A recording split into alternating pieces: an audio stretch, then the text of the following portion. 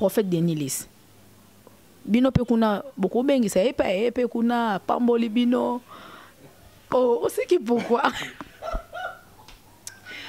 Oh, ça n'a pas de conseil l'exceptionnel oyo te ça conseil mo ya mabe ya songi. Non bengi non ba prophète, toi pasteur, toi vieux. Ya ça prophète. Vieux Denilis. Na qui non en anglais na. On a encouragé polygamie, mais non, la Bible le dit. Oyalinga zoa, moi si ami balé, à se rassurer que Oyaliboso aza on a déjà, aza na maramne nyon soya okoka. Et ça que au retiré, na moi c'est Liboso pour sa deuxième femme. Non, la première femme, il faut aza na Oyonyo ça a besoin. Oyo pozu ami balé, rassure-toi que à cause de la paix, na maramne ça a besoin. Oyo ba côté care ya baso na nyon so mi balé, mi sa tout tomine. Frère Olivier Kalabasi, Salam et Belen Zama Pambola, et puis Maman Inis, n'a pas soupé Bambo Tebele. Maman divorce, Esaïa Solote, divorcé. Je pense que Marambo comme la Carabato. Vous servir, c'est votre devoir, disons, c'est votre droit, c'est mon devoir. Hein. Très heureuse de vous présenter cette émission, Ladies and Gentlemen. Salutations spéciales déjà à vous. Je suis là, moi Betty Massengou, l'internationale Betty Massengou, la maman des enfants. Ah, donc je suis là pour vous servir et je suis vraiment très heureuse parce que ça fait vraiment un bail. Et bien, gloire à Dieu, on est ensemble, il n'y a pas de souci, hein? We are together. Salutations déjà à Champion Kayembe, Nokoyabana depuis Dubaï. En tout cas, bon séjour à Dubaï. Hein? Champion Kayembe, Machenda. De gros bisous à vous. Mon grand frère, my big bro, salutations à vous. Salutations aussi à Papa Dave Moubama, l'ingénieur, hein, l'ingénieur Papa Dave Moubama. De gros bisous à vous. De gros bisous aussi à ma maman chérie, maman Kati Bakissa, la fille de la porte Léopold Mutombo Kalombo. Bana ministère Amen Nyonso de partout, je vous salue. Et salutations aussi à mon pasteur, le pasteur Olivier Témété de l'église Rehoboth. Voilà, je suis là, chers amis, fidèles de l'émission à Star News d'Ekin. Eh bien, aujourd'hui, je suis vraiment très heureuse de recevoir mon invité d'aujourd'hui. Hein. Donc, Malobi, come from to USA. Vous complétez, Kara. Donc, Babi, State qui dit Nagata Kinshasa. Aïe, voilà. Aujourd'hui, je reçois pour la première fois dans cette émission ici à Kinshasa, John Lubila, l'exceptionnel Many Exit. Il est ici à Kinshasa en tout cas. Nous allons parler de beaucoup de choses parce que l'actualité nous oblige, on ne peut pas s'en passer. Et pour le Bela Makamu, moi, Mingi Makamu Talipe, Muninga Naende Konae. Frère Olivier Kalibas, oh Lelo, Tozo a déjà divorcé na Madame Eunice Coutino. Est-ce que c'est vrai ou c'est archi faux? Vous allez en savoir dans cette émission. Ça y est, la deuxième femme. C'est vrai ou c'est archi faux? Vous allez en savoir dans cette émission. Donc, on met un peu que le bamou actualité na émission Lelo. Na kitana lokolo, permettez-moi parce que ma soleil a vraiment Yakobeta na John Lubila l'exceptionnel. Bonjour. Bonjour Betty Massengou. Oui, bonne santé. Ça va, ça va. Na sepeli ndo ya minga na émission. Voilà. To solo la mingi na téléphone, talara yoza dedans. Enfin, ça va permettre à Sali grâce. On est là. Donc voilà. Et sur la santé, ça va. Nangolo Nzambe. Obalo barabino yo uti state, hein? Welcome to Kinshasa. Thank you. Voilà, c'est l'ambiance de l'émission. Ça se passe comme ça toujours dans cette émission. Hein? Donc, nulle part ailleurs. Sur Libanga TV, abonnez-vous massivement. Voilà. L'exceptionnel, au Comic Kinshasa, depuis quand? Et ces jours-là à Kinshasa, comment ça se passe? Oui, on a Comic Kin depuis le week-end passé. Oui. Et raison à Yeli, en fait, ça, pour la Matanga. J'ai perdu ma mère depuis... Sorry, mes condoléances. Merci beaucoup. Donc, ça est déjà presque un mois. Naye Nakuti Sibakundaki, mais je suis quand même là pour qui peut payer moi la démarche, moi la course, monsieur Forosala, moi Pierre Tombal et tout ça, et surtout passer du temps avec la famille. Oui, parce que ça la passé, to kabwana, bané belé, ça va permettre que naya et donc voilà pourquoi je suis là. Je suis encore là, peut-être mois prochain de Naozonga. Voilà. En tout cas, be strong, hein, courage et belé, sois fort. Donc, c'est la vie de Tolobaka, c'est Dieu qui donne, c'est Dieu qui reprend. Dieu a donné, Dieu a repris. Donc, c'est la loi de la nature. On ne peut pas, disons,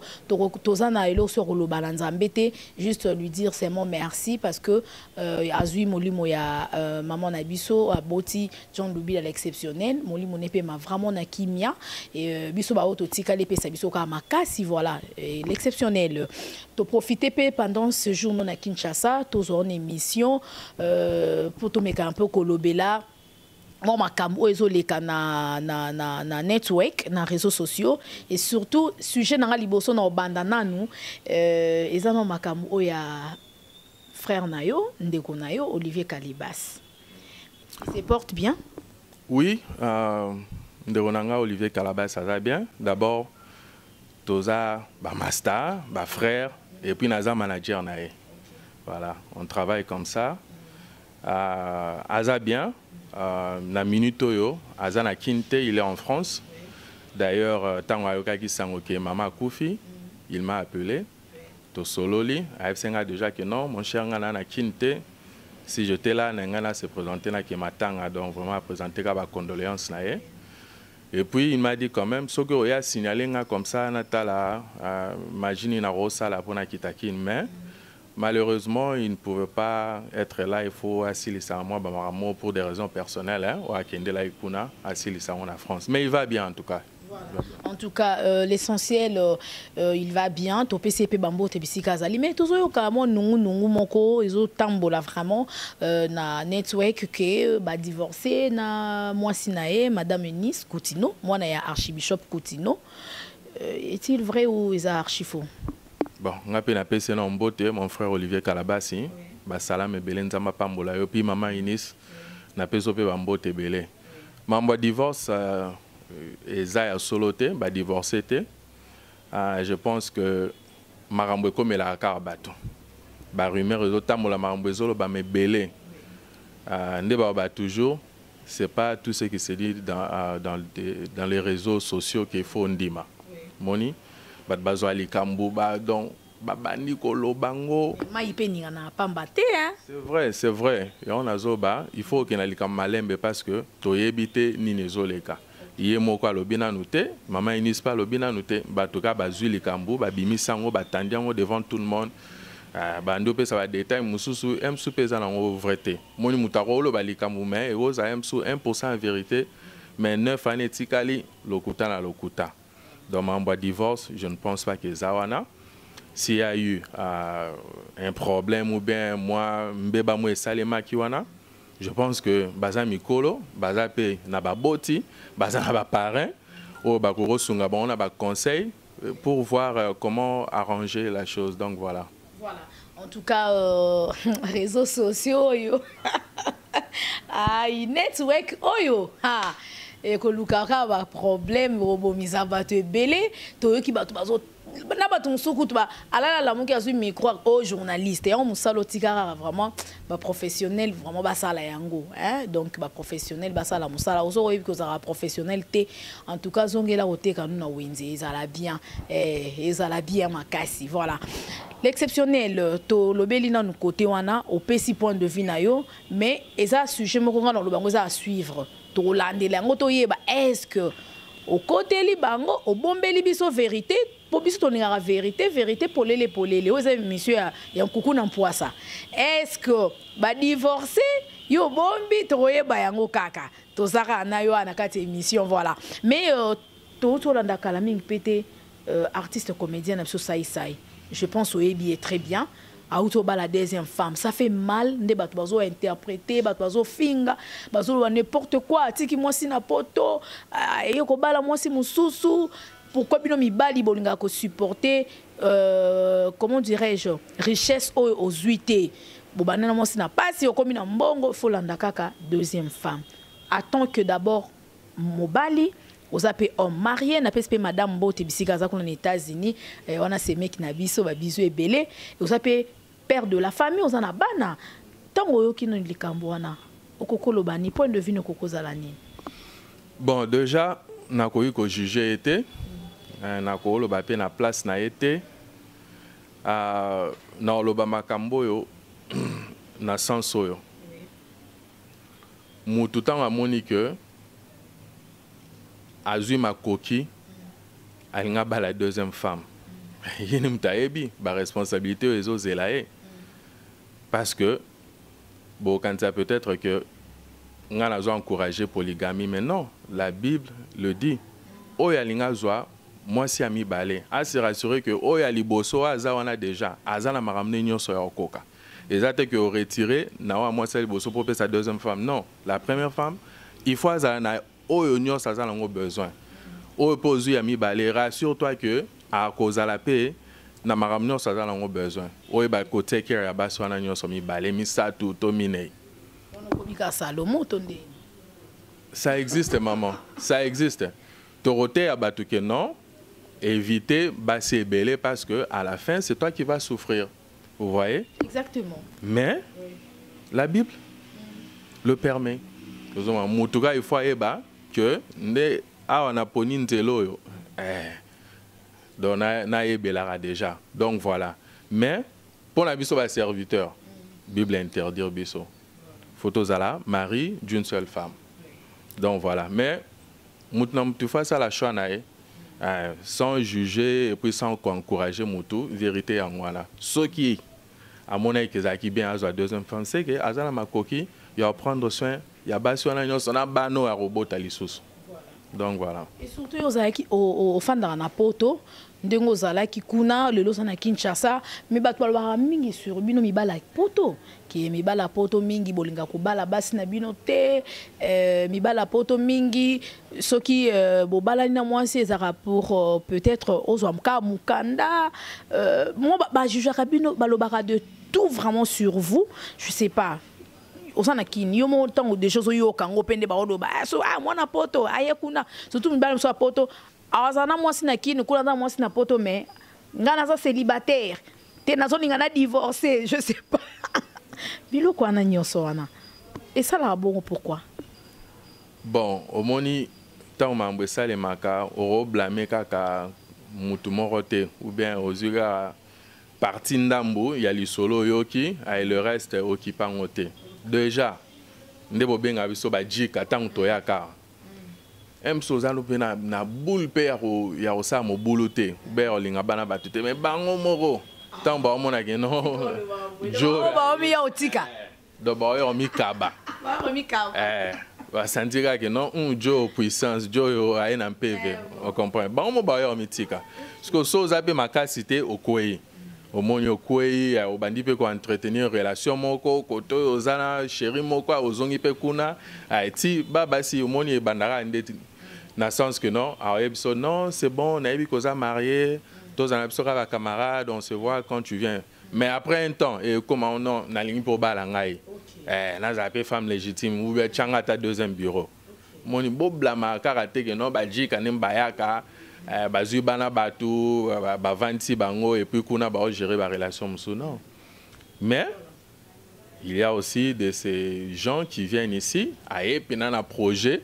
A kangisi vena l'art donc aye beno sali la on est business quoi donc cop na eza zora bana batu abimana bango et c'est ça azoko sakaza marié or kuna aza na mwasi tout comme pe ya pas ko longwa awa akemi qu'il a tiki déjà mwasi na bana voilà makomi kuna alingi ne mwasi mususu akoti libala akoti libala comme qui Mario voilà il y a aussi des gens qui Mario qu'on a gata poto voilà moni eza ba tube ba sala bon donc il faut tala mamba on a ba angle nyonso ko yeba que non ko blâmer ka mutu monte parce que je ne pense pas que mutu peut soit côté na relation ba force akaye ozomona pas ozabe na droit tala que non bon qui deuxième bureau na lingi la ngate moni donc voilà un peu.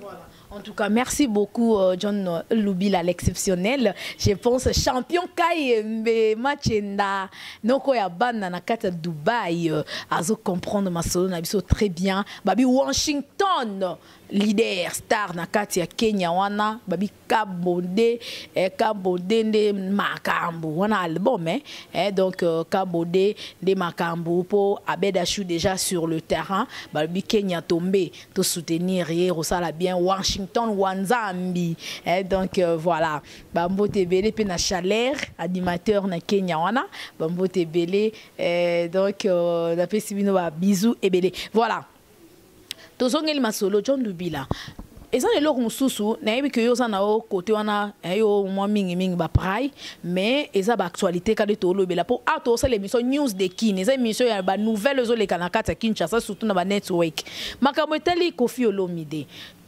yango ka bolotolo ba divorce ba deuxième femme oyo o ba divorcer na madame na ya Lia mama na Didi Stone kuna komi ko bwakela papa na bango bon ngana moni ki eza ko bwakela te peut-être yo fandi na poto mingi obi ba na poto comment ba se comportaka bazana ba comportement na bango ezaka différent na bana o ba fandi na Kinshasa donc mona koko papa ko sali kambo aza na droit lobela obiso bana kine mususu azo banga mais na poto kuna te voilà o alingi abala sindi deuxième femme manike kotoyo abandi ko finga bakangie bakote prison nyonso wana analyse nino kokosala yango na otolo ba awa tant muta moni kazala makoki alinga bala deuxième femme ezala mabe que osali yango en cachette omoni ozo batama moi sinon ayebite wana ta devant Nzambe ya malédiction donc comme au divorce na première femme pour que no bala deuxième femme bon on est ma bête on a pesa ma bête ou détruire foyer na yo voilà on a ce comment parce que au moni likambu ya première femme il faut respecter en makasi tant où yo la décision ba la deuxième femme il faut première femme andima il faut appeler ça yo permission so ya boy tu peux pas le faire wana même temps où bible ndé zolo ba bongo et ça la bienté parce que au bébé ça foyer na yo. Et je pense que nayebi ba détail nyo sotenga ngokota ma musicien ya motilité nde tobenga bango parce que bazana vie na bango mo ba vivaka façon na bango balingo ça ila makambo mais je pense que maman Alia aza na ba droit na nyonso ya ko lingate que a continuer na libala ce que c'est pélicité ma mobile ni asali a qui a eu deuxième femme et pour elle elle trouve que c'est pas correct c'est son droit de dire non ouais à divorcer donc et même ça aussi, la Bible l'encourage. Sur au monique aux arts. Ou bien moi, c'est le beau, deuxième femme. Voilà, au monique non. Ah, relation, face aux autres qui n'ont pas la CP, parce que, en tout cas, ma amie se faisait harmonie, faisait là. Même ceux qui ont un homme polygame, harmonie faisait là entre les femmes. Vous voyez, bangona nous. Et puis, yo peut y ba, ndengenini, ya rediriger ndakunayo. Ouais. Donc, voilà un peu. Ok, en tout cas, c'est bien répondu. J'ose croire que Bandekouzo, on a déjà à beaucoup de Béwana. John Lubila, en tout cas, réflexion, et belé, bazo, c'est plein pour loba vraiment makambo, eza clair et net.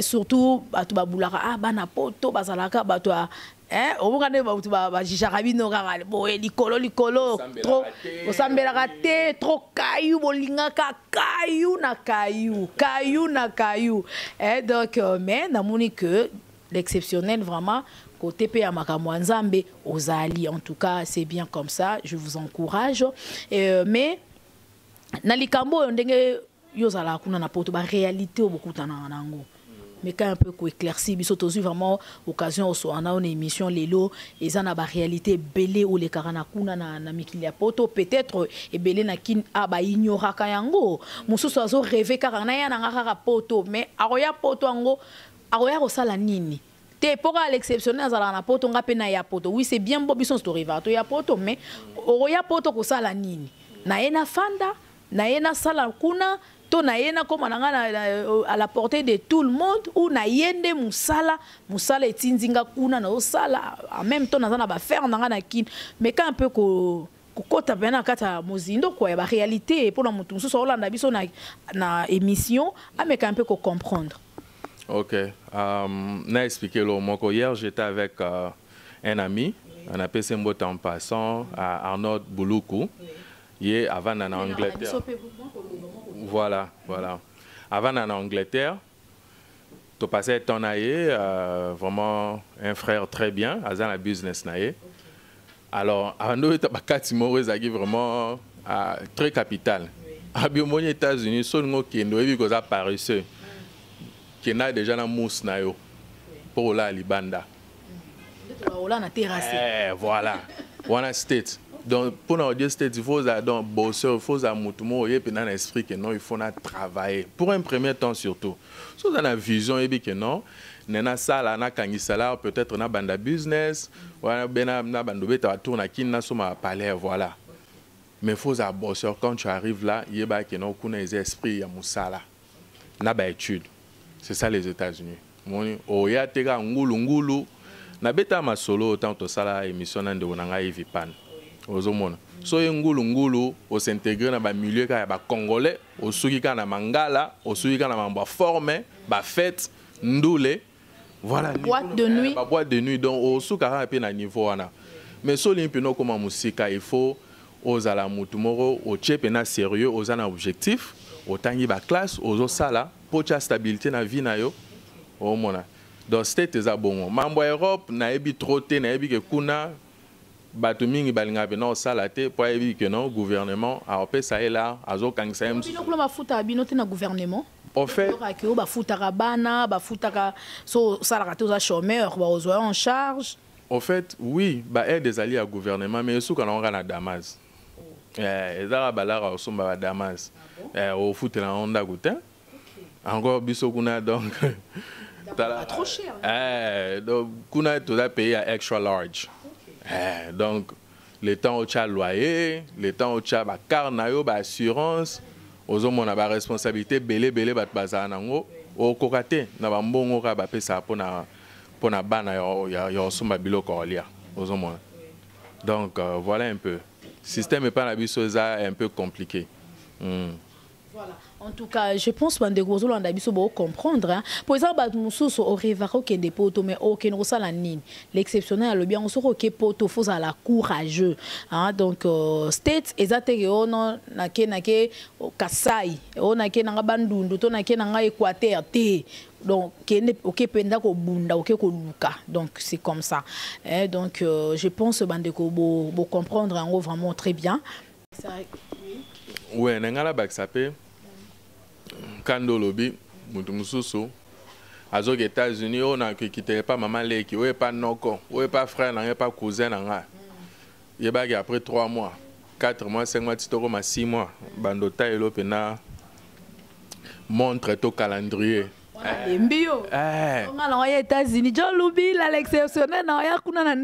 Voilà. On ne le fait pas par méchanceté, mais on le fait pour encourager Moutouguenon. Ah ouais, il faut rebunda. Ouais. Donc, bah, vrai warrior, basé dans la States. Moi, jeune, moi, à 18 ans, 19 ans, aïe, mais à beau, ça va fort. Soit côté Amazon. Dans les beaux cartons, soit mon zone, ça, na qui, na bête, un carton propre à Kanyango. Vous comprenez? Donc, soit côté Amazon, si vous connaissez ça, dans le deuxième boulot, azo bossa, azo kangisa. Mais quand on parle que pour tous les cimetières il y a des artistes et belé a des artistes qui n'ont pas poto kuna bois qui si arna bango à côté na caillou. Et puis les artistes mosusu awanakin déjà ayenae a rêvé qu'aller roya poto kuna kota libala pas maman morobo ya mukolo maman na zoya en charge tout le monde même les artistes comédiens belé maman moko mukolo bengi sa ke na poto kuna ale lobi lo babo yani na bango do ya landa ki po ayaka poto yoza déjà wana na poto tango zo mona babilo ko na nyeso nene ke pe batu balobaka que poto za cimetière ya ba artiste na ebité okoko lobani. Il y a une nuance dans les Cambouana. Wana les termes, les Congolais babimisa a ekangapé. Il faut les camions sociaux et l'oba, mais il faut voir derrière ça et l'oroni nezawana. Quand on dit ça, déjà c'est parce que la réalité où les akuna est différente à art.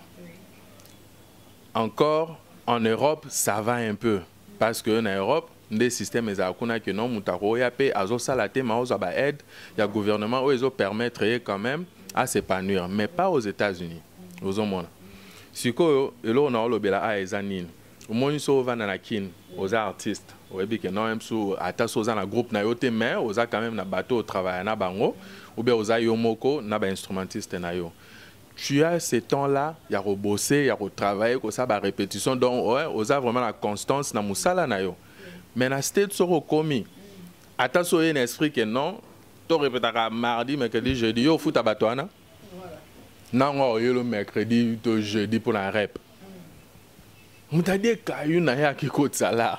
On a même église qui est raté. Et on a le coup de 10 minutes, on a pas dit comment bima.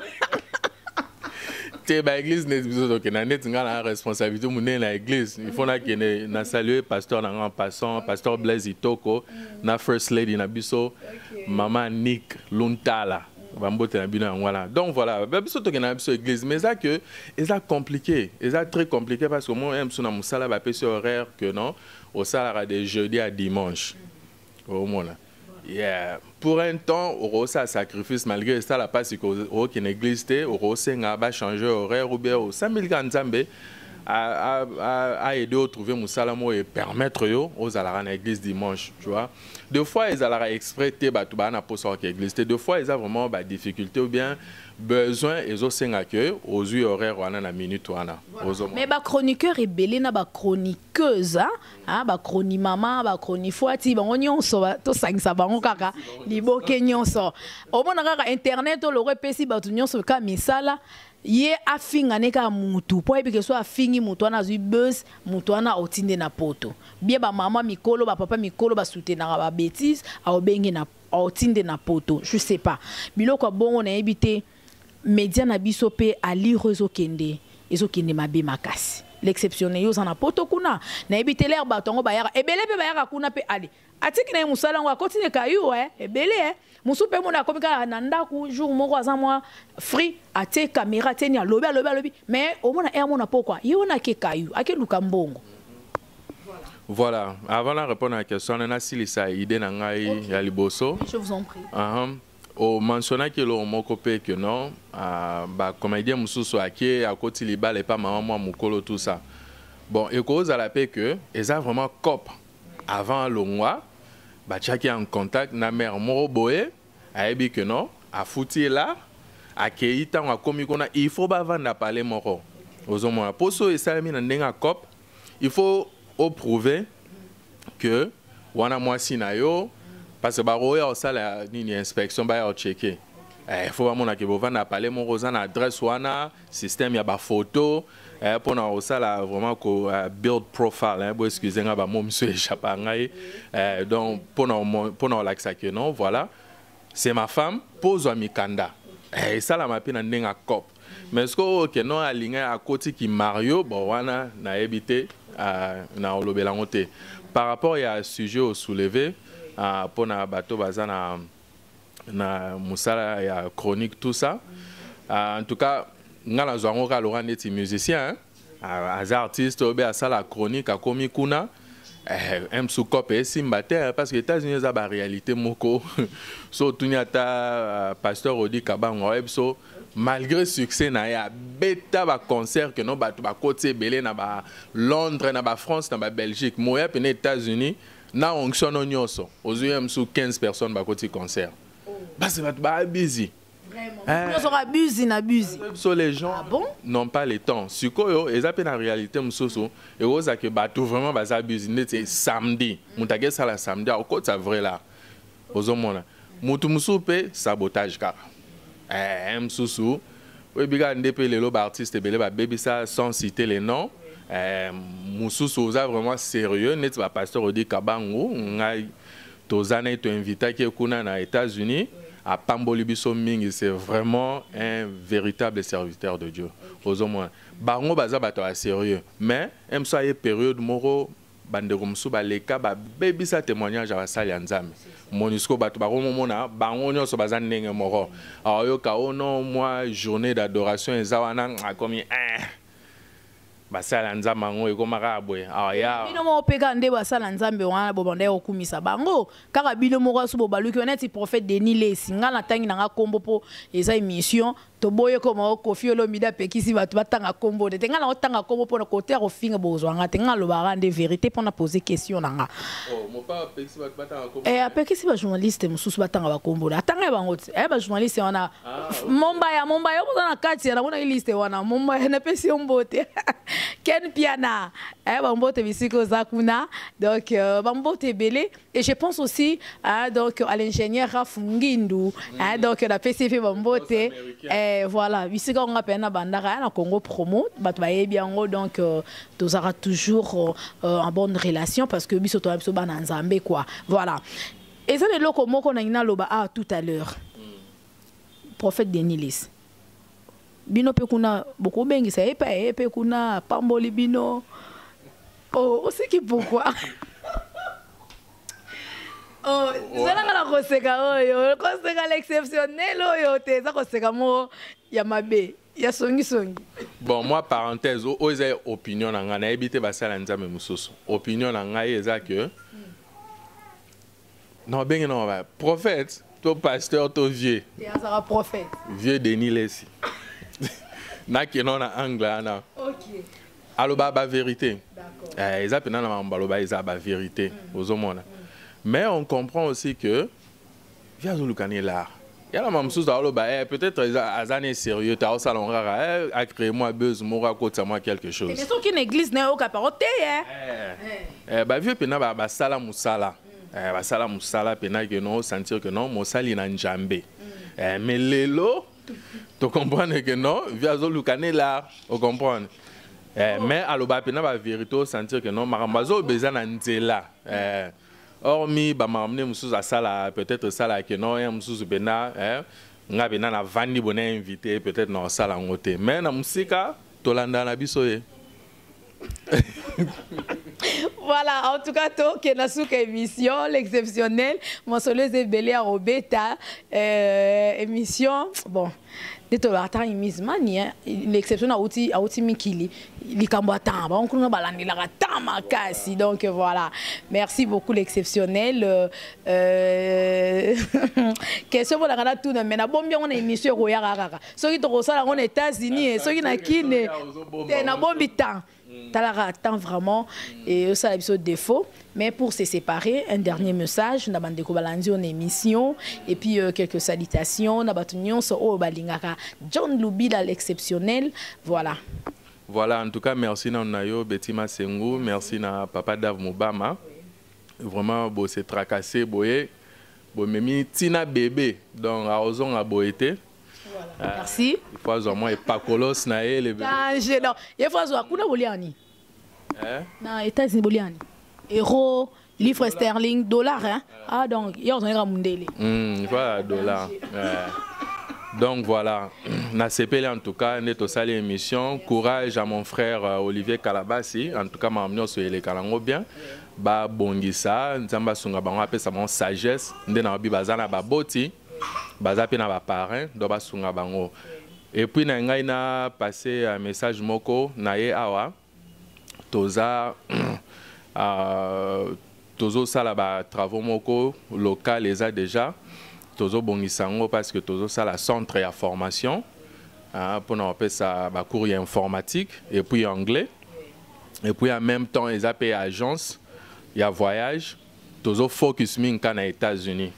Tu as dit que batebele ba baya masolo parce que bazaki déçu par rapport à bandegom suso baya ba escroka bango bambongo. Nous sommes vraiment sérieux, to travailler en collaboration na baninga mususu na ba centre musupe ya formation là-bas aux États-Unis. Donc so mutaya sali formation à distinguer to proposer à qui na États-Unis à aux sponsorship. Et puis à continuer études ou formation et puis à Zomusala. Donc nous sommes là malgré centre awa travaux bandit déjà mais nous sommes déjà opérationnels ngamoko nazawa donc mutaza intéressé. Oui, un numéro à téléphone ezali 01 917 858 08 36. Donc voilà, et Yasuka Naobo Sanate, grand prêtre mère, Amino Mari, Yoebikaka, love you baby, and I miss you, I'll see you soon. Sans oublier, ma tabi, sinanga, mon femme, Soulia Omari et Aïcha Omari, je vous love. Merci beaucoup. Voilà. Merci beaucoup. Hein? Donc, c'était là, John Lubil à l'exceptionnel, Many Exit. Voilà, en tout cas, bah, merci Belé, surtout dans l'invitation à une émission qui toque au Boé. Donc, ça allait bien à champion Kayembe depuis Dubaï. Machenda, na kata Dubaï, wana. Donc, ça allait bien. Staï di Bené, chez moi, na mère, Ben Dikap, ya non photo, Bambo Tebela, toute ma famille, maman Katibaki, sa maman chérie, et bisous à mes enfants. Bisous à tout le monde, je vous aime beaucoup. Bisous à tous mes abonnés, à tous mes fidèles de cette émission News Dekin. Avec moi Betty Massé, je vous aime beaucoup. Yves Pan, Dada International, Joe Matope, donc Bambote Belé. Sans oublier Alain de Lende Leaba Alain. Donc na qui bande kolanga sur Congo promo télévision ba auto sala musala ensemble bijou meta donc bino nyonso ba bisou na bino sans oublier ba lobby et na bosana ye Junior Diaso à jamais na bosana Serge Piana Christian Mbouyi en tout cas Bambo Tebele à tout le monde donc une vraiment famille donc voilà. Et l'autre l'équipe relation exatée et l'autre l'équipe bondeko exatée voilà. Merci beaucoup, on se retrouve déjà à la prochaine et d'ici là portez-vous bien, prenez bien soin de vous. Au revoir.